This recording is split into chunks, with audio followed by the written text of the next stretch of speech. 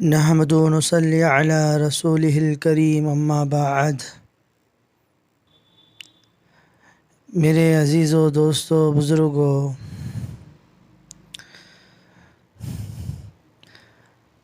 روزے کا مقصد جو ہے پرہیزگار بننا ہے، اپنے اندر تقوی پیدا کرنا ہے، اور روزہ ہم پر فرض کیا گیا ہے۔ اس لیے اللہ تعالیٰ نے قرآن کریم کے اندر ارشاد فرمایا، اے ایمان والو، تمہارے اوپر روزے فرض کیے گئے جیسا کہ یہ روزے تم سے پہلوں پر فرض کیے گئے تھے، تاکہ تم پرہیزگار بن سکو۔ اللہ رب العزت نے اس آیات میں ایمان والوں کی طرف متوجہ کرتے ہوئے یہ پیغام دیا کہ تم پر روزے فرض کیے گئے۔ کیوں فرض کیے گئے؟ دو مقصد، اور اس میں سارا کا سارا تمہارا ہی اپنا فائدہ ہے۔ وہ کیا ہے؟ کہ تم پرہیزگار بن جاؤ۔ معلوم ہوا کہ یہ جو عبادت مومن پر فرض کی گئی، اس کا مقصد مومن کے اندر اچھی صفات کا پیدا کرنا ہے۔ لہٰذا روزے کی عبادت کے اندر اللہ نے بے شمار فوائد رکھے ہیں۔ اس میں روحانی فائدے بھی ہیں، اخلاقی فائدے بھی ہیں، اور جسمانی فائدے بھی ہیں، جس میں سے بعض فوائد آپ کے سامنے بیان کیے جائیں گے۔ سب سے پہلا فائدہ روزہ اور روحانی ترقی کا ہے۔ روزے کا ایک فائدہ یہ ہے کہ انسان کو روحانی ترقی نصیب ہوتی ہے۔ انسان دراصل دو چیزوں سے مرکب ہے، بنا ہوا ہے، ایک روح اور دوسرا جسم۔ روح ملکوتی صفات کی حامل ہے، اور اس کی غذا عالم امر کے انوارات اور تجلیات ہیں۔ جسم حیوانی صفات کا حامل ہے، اور اس کی غذا زمین کی مادی اشیاء ہیں۔ جس قدر ہم مادی غذائیں زیادہ استعمال کریں گے، حیوانی صفات بڑھ جائیں گی۔ جس قدر مادی غذائیں کم کھائیں گے، حیوانی صفات کم ہو کر ملکوتی یعنی فرشتوں جیسی صفات کا غلبہ ہوگا، کیونکہ فرشتے بھی نہ کھاتے ہیں نہ پیتے ہیں، بلکہ انوارات ہی ان کی غذا ہے۔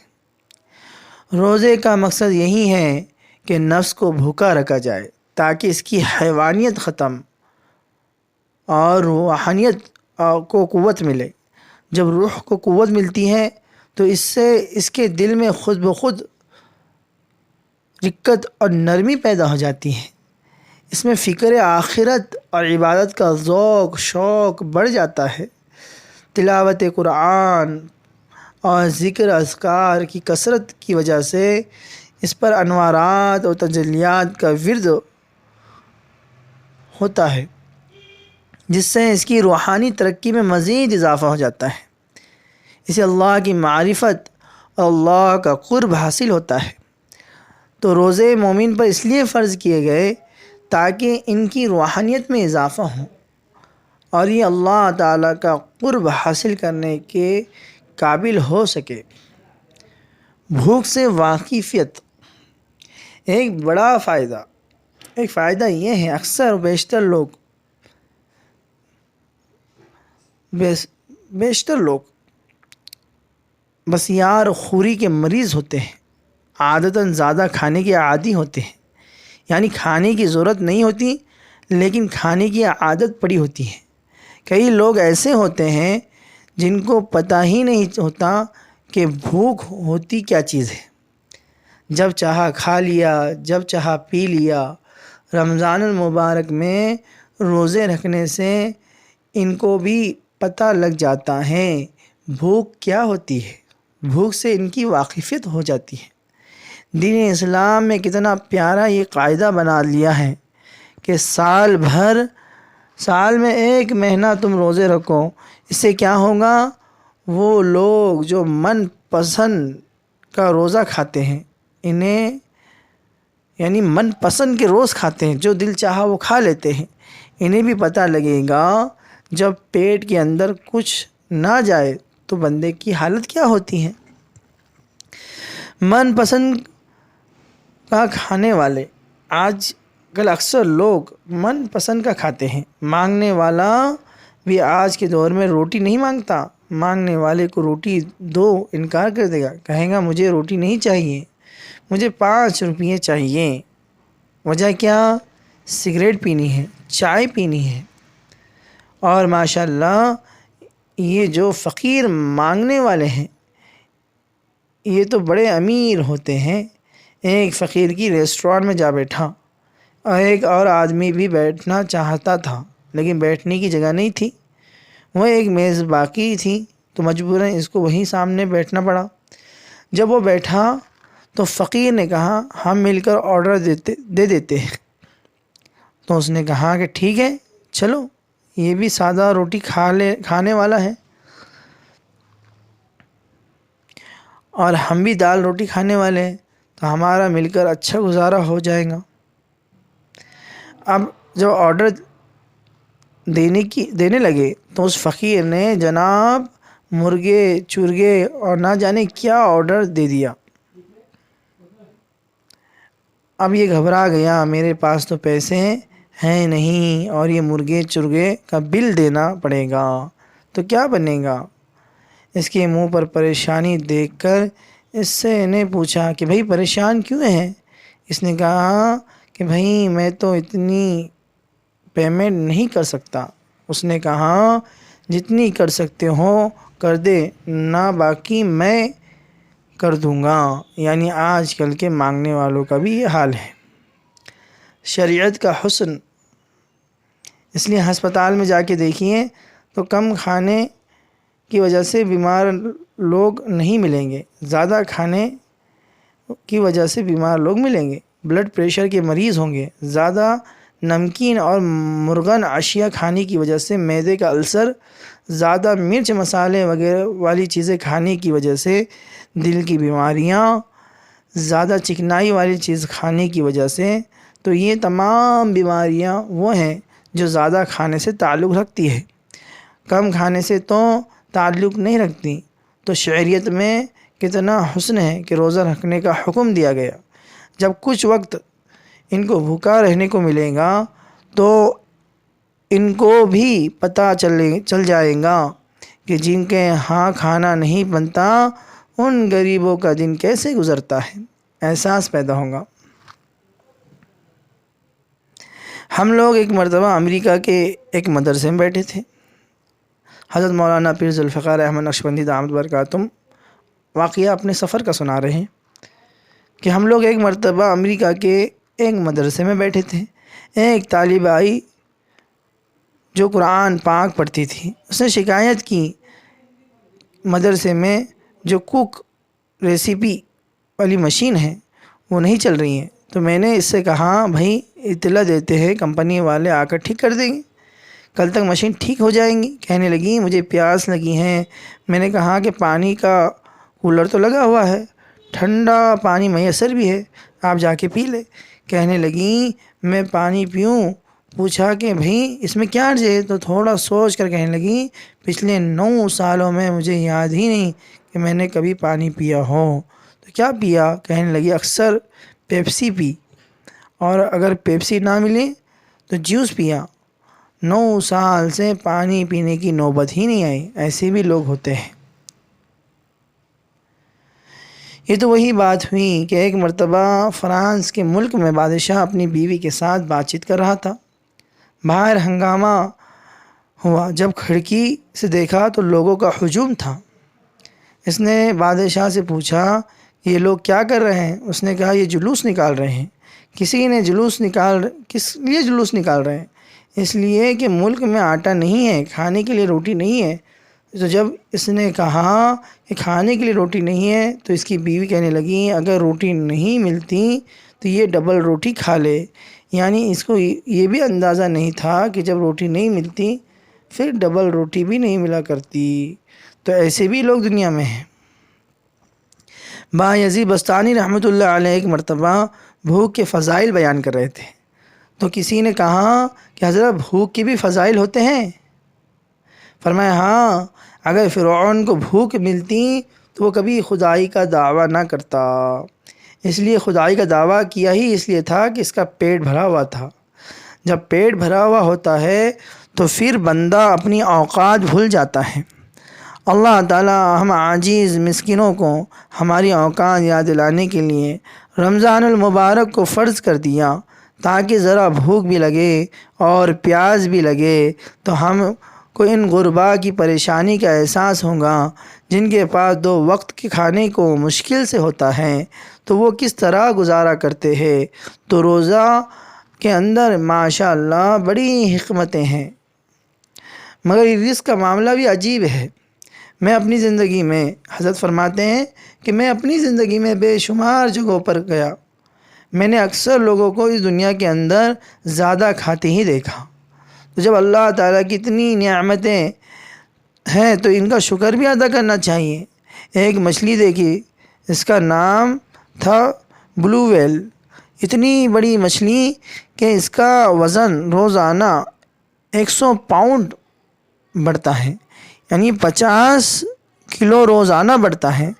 آج کل کے نوجوان کے وزن میں ہی 50-60 کلو یا 70 کلو ہے، تو جس مچھلی کا وزن 50 کلو روزانہ بڑھتا ہے تو وہ کھاتی کتنا ہوں گی؟ اچھے مزے کی بات یہ ہے کہ وہ ایسی چیز کھاتی ہیں جس کو ہم دیکھ ہی نہیں سکتے۔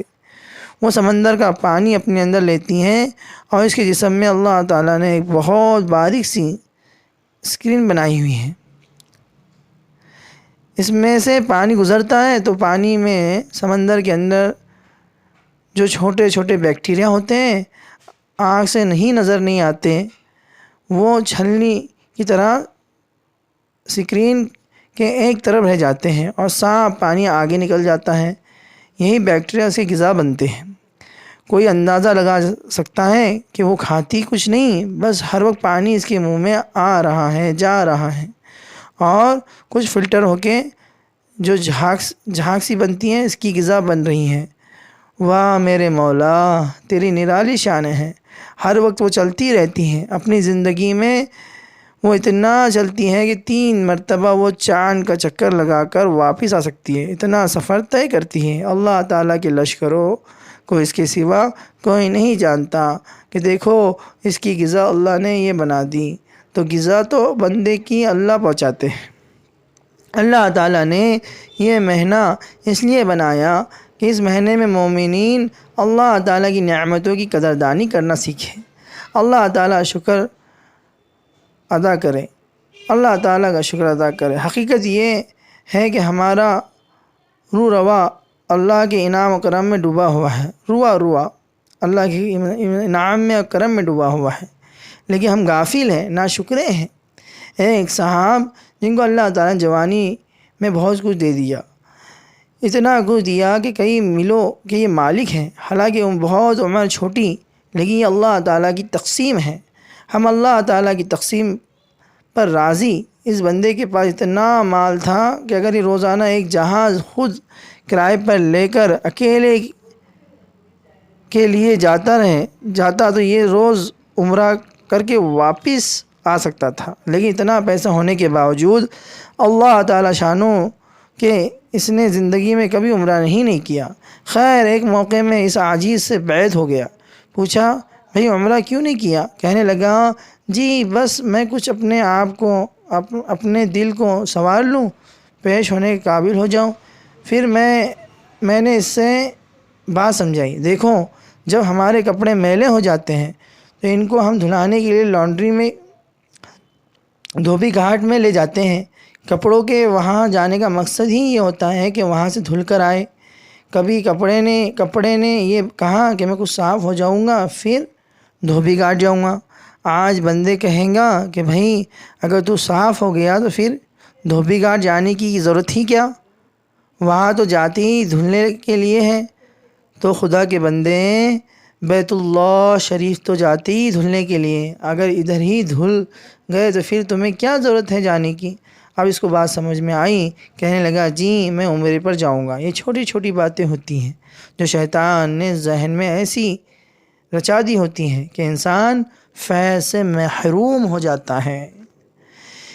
اس بندے نے ایک دفعہ اپنا واقعہ سنایا کہ میں بیمار ہو گیا، وائرس کا کوئی اٹیک حملہ تھا جس کی وجہ بخار ہو گیا، اور یہ وائرس ایک جراثیم جس کی وجہ سے جب بیماری آتی ہیں تو پھر کوئی دوا اثر نہیں کرتی جب تک کہ بیماری کا دورانیہ پورا نہ ہو۔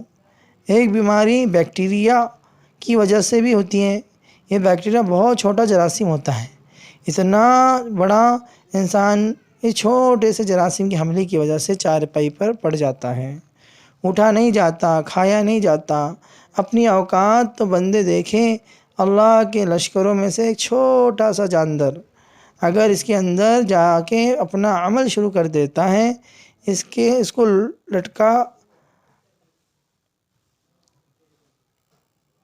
کو لٹا کے رکھ دیتا ہے، یہ بڑا رستم جہاں بنتا ہے، بڑے بول بولتا ہے، کہتا ہے جی میں ایڑی مار کے دھرتی ہلا دوں گا۔ اور حالت یہ ہے کہ بیکٹیریا اگر اس کے اندر جا کر تھوڑا سا عمل کر لے تو یہ بستر پر پڑ جاتا ہے۔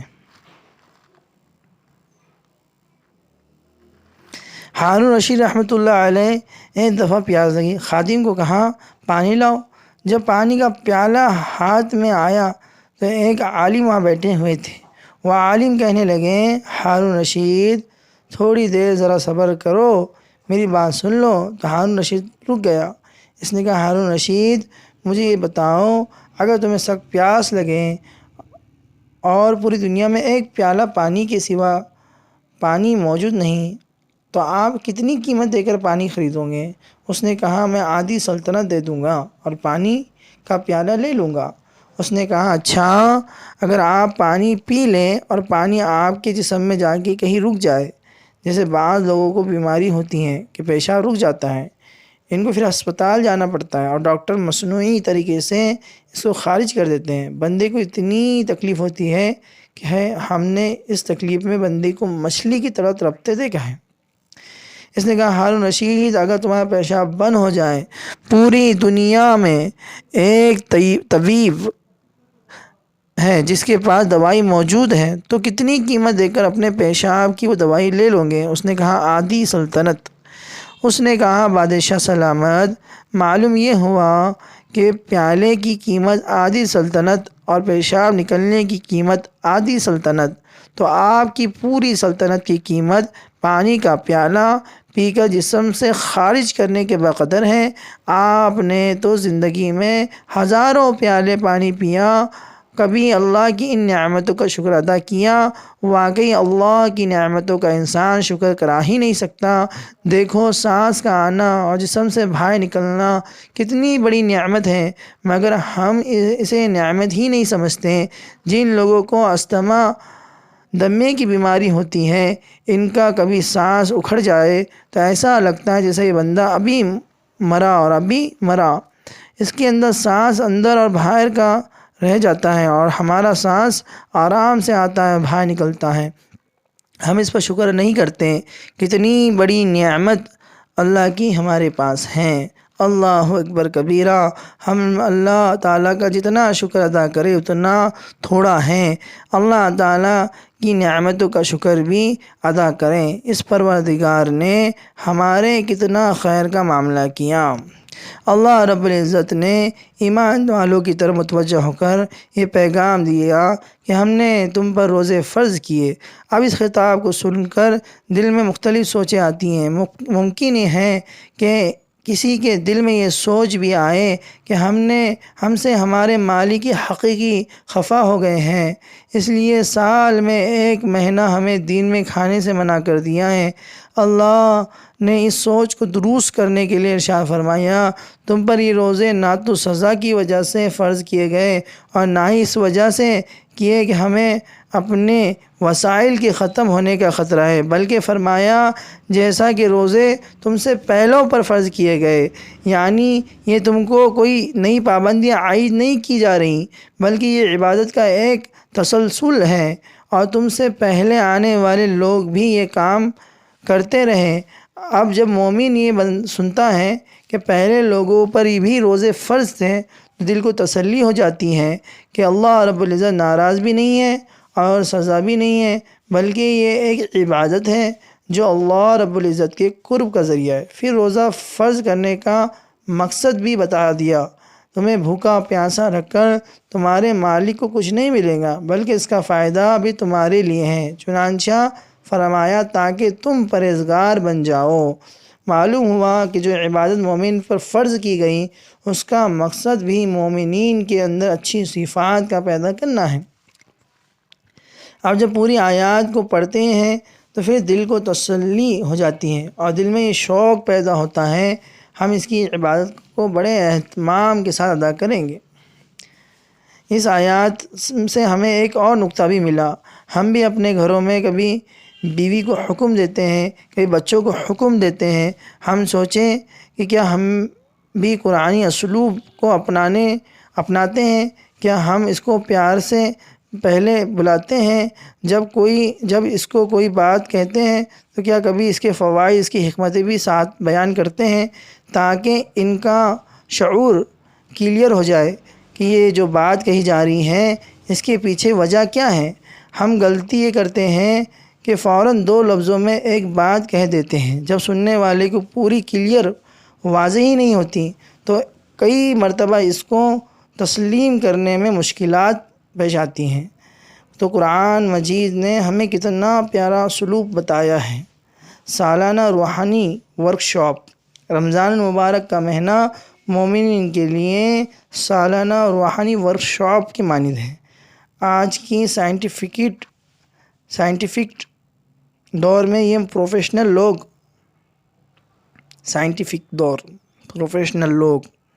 اپنے آپ کو اپڈیٹ کرنے کے لیے، اپنے پروفیشنل نالج میں ترقی کے لیے، اپنے لوگوں کی ترقی کے لیے سالانہ کچھ نہ کچھ کرتے رہتے ہیں۔ قرآن مجید نے 1400 سال پہلے یہ تصور پیش کر دیا تھا، اے ایمان والو تمہیں بھی اپنے جذبات، کیفیات کو برقرار رکھنے کے لیے اور اپنے آپ کو روحانی طور پر اپ گریڈ کرنے کے لیے سال میں ایک مہینہ ایسا دیا جا رہا ہے جس میں قرآن مجید کی تعلیمات شروع سے لے کر آخر تک نئے سرے سے پھر سنو گے اور جذبوں کی سچائی کے ساتھ پھر عمل کا ارادہ کر لو گے۔ واقعی رمضان مبارک شروع سے لے کر آخر تک قرآن مجید تراویح میں پڑھا جاتا ہے۔ اس کا مقصد یہ ہے کہ ہم نے اللہ تعالیٰ سے جو عہد کیا ہوا ہے اس عہد کو پورا کرنے کے لیے اگر ہم سال کے دوران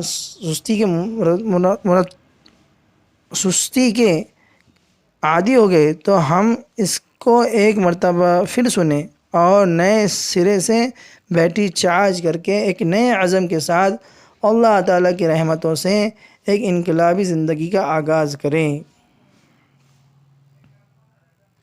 سبحان اللہ، دین اسلام نے ایسی تعلیمات دی ہیں جو قیامت تک کے ہر تقاضے کو پورا کرنے کے لیے کافی ہیں اور وافی ہیں اور شافی ہیں۔ آج دنیا کانفرنس اور سیمینار کی باتیں کرتی ہیں۔ اللہ کے محبوب صلی اللہ علیہ وسلم نے آج سے 1400 سال پہلے ایک تصور دے دیا تھا کہ تم سارا سال اپنے کام میں مشغول رہو گے، کوئی صنعت کار بنے گا تو کوئی بزنس مین، تاجر، کوئی یونیورسٹی میں پروفیسر بنے گا تو کوئی ہسپتالوں میں سرجن۔ تو ممکن ہے کہ اپنے اپنے کاموں میں مصروفیات کی وجہ سے تمہارا ایمانی جذبہ ٹھنڈا پڑ جائے، ایمان کی بیٹری ڈاؤن ہو جائے۔ جس طرح سیل فون، موبائل استعمال ہوتا ہے تو بیٹری ڈاؤن ہو جاتی ہے اور اسے پھر چارجر سے لگانا پڑتا ہے۔ اسی طرح رب کریم نے رمضان المبارک کا مہینہ ایمان والوں کے لیے ایمان کی چارجنگ کا مہینہ بنایا ہے۔ رمضان المبارک کی خاص بات یہ ہے اس کے دنوں میں روزے دار اپنے آپ کو چارج کرتا ہے۔ روزہ جو ہے ایمان والوں پہ فرض کیا گیا ہے اور رات کو تراویح قرآن مجید کو سننا سنت بنا دیا گیا۔ ان دونوں کاموں کو خود انسان ہی کے فائدے کے لیے ہوتا ہے۔ اس میں اس کے بہت سے روحانی اور اخلاقی پہلو بھی ہیں۔ اس کے علاوہ انسانی جسم پر ان کے بہت اچھے اثرات پڑتے ہیں۔ یہ عاجز آپ کے سامنے روزے اور تراویح کے ان اثرات کو وضاحت سے بیان کریں گا جو انسان کے جسم پر مرتب ہوتے ہیں، لیکن ٹائم بھی کافی ہو گیا ہے۔ انشاءاللہ آئندہ کی مجلس میں یہ بات ہوں گی انشاءاللہ۔ اللہ تعالیٰ مجھے بھی آپ کو بھی عمل کی توفیق نصیب فرمائے۔